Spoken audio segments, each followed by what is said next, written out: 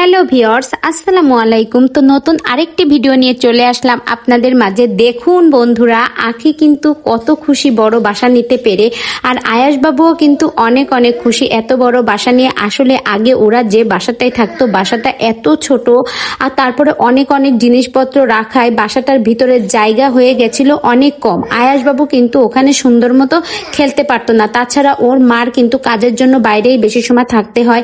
আয়াস বাবু কিন্তু ওর নানুর কাছে সারাদিন থাকে।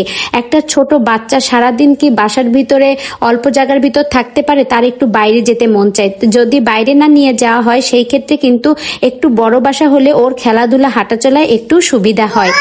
তো আঁখি নতুন বাসা নিয়ে কিন্তু ওর ছেলে খুবই খুবই খুশি। ছোট বাচ্চা যেহেতু সারাক্ষণ বাসায় থাকে, তারপরে ওর আম্মুরও একটু ভালো লাগছে নতুন একটা বাসা নিয়ে, নতুন নতুন ফার্নিচার কিনে সারাক্ষণ তো কাজের জন্য বাসায় থাকে।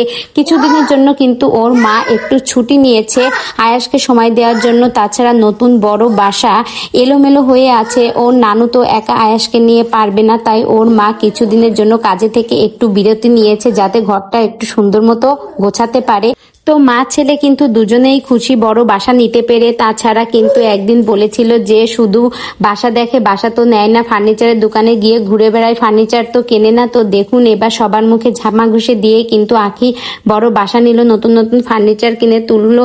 আঁখির ঘরের ফার্নিচারগুলো কিন্তু অনেক অনেক সুন্দর হয়েছে, আমার কাছে খুবই ভালো লেগেছে, আনকমন ডিজাইনের। তাছাড়া এখন নিউ মডেল অনেকই বেরোচ্ছে, এগুলো কিন্তু লেটেস্ট মডেলের ভিতরেই পড়ে।